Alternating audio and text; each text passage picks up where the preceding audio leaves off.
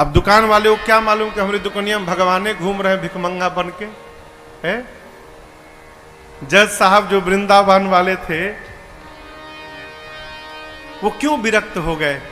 पत्नी ने कहा कि अरे भाई चलो, एक केवट की गवाही देने के लिए भगवान गवाह बन के चले गए थे कोर्ट में। केवट ने सेठ का रुपया लौटा दिया था। रुपया लेने के बाद भी सेठ ने कोर्ट में केस कर दिया कि इस केवट ने मेरा पैसा नहीं लौटाया। जज साहब ने केवट से पूछा कि तुमने रुपया लौटाया तो वहां पर कौन था। केवट बोला 3 लोग थे। कौन? सेठ जी, मैं और मेरे राम जी थे, मेरे रघुनाथ जी थे वहां पर। जज समझा रघुनाथ जी नाम का कोई आदमी होगा। अगली तारीख पर रघुनाथ जी के आने का गवाही देने के लिए सम्मन भिजवा दिया जज साहब ने।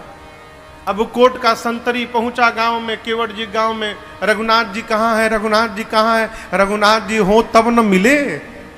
एक आदमी ने कहा देखो रघुनाथ नाम का आदमी तो नहीं है, रघुनाथ जी का मंदिर एक है जहां केवट रहता है। मंदिर के बाहर पुजारी जी बैठे थे। संतरी ने पूछा कि रघुनाथ यहीं रहता है क्या? पुजारी जी बोले हाँ भीतर रहते हैं। ये पकड़ो, उसके नाम का सम्मान है, इतने तारीख को गवाही देने पहुंचेगा कोर्ट में। अब पंडित जी सोचे जब भगवान गवाह बनने के लिए तैयारे हो गए हैं तो हम कौन होते हैं बीच में रोकने वाले।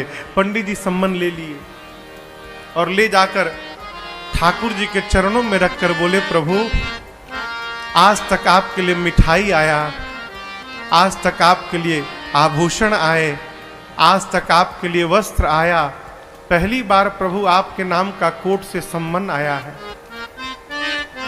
और बहुत विश्वास करके उस केवट ने जज के सामने आपका नाम लिया होगा प्रभु, उसका विश्वास टूटने मत दीजिएगा। जिस दिन तारीख थी ना उस दिन पंडित जी सबसे सुंदर कपड़ा ठाकुर जी को पहनाए। क्यों?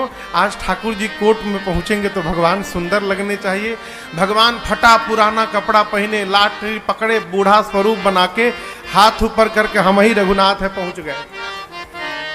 और ऐसी गवाही दिए कि पहली हियरिंग में ही केस समाप्त। सेठ को सजा हो गई, केस तो समाप्त हो गया, लेकिन जज साहब डिस्टर्ब हो गए। सोचने लगे भाई आज तक तो ऐसा कोई गवाह आया ही नहीं जो एक ही बार में केस को ही समाप्त कर दे। कोर्ट से निकल के अपने चेंबर में गए, केवट को बुलाकर बिठाए। बोले ये बताओ कहां रहते हो तुम? रघुनाथ जी के मंदिर में मैं रहता हूं। तो जज साहब बोले कि जो रघुनाथ आए थे? बोले जी जी। तो उनको लगा कि वो मंदिर बनवाए होंगे। तो जज साहब बोले लेकिन वो तो गरीब लग रहे थे और लग नहीं रहा था कि वो मंदिर बनवाए होंगे। केवट ने कहा प्रभु वो मंदिर बनवाने वाले रघुनाथ जी नहीं थे, मंदिर के भीतर बैठने वाले रघुनाथ जी आए थे। जज की मति हरा गई हो, कांपने लगा। संतरी को बुलाकर बोला सही सही बताना तुमने किसको सम्मन दिया था? बोला सर माफ करिएगा सर, रघुनाथ नाम का आदमी नहीं मिला। रघुनाथ जी का मंदिर था, मंदिर में पुजारी जी को देके चला आया था मैं। तो जो आए थे वही पुजारी। नहीं पुजारी जी ये नहीं थे, दूसरे थे। जज को पूरी बात समझ में आ गई। घर गया और दरवाजा बंद करके जज साहब रोने लगे।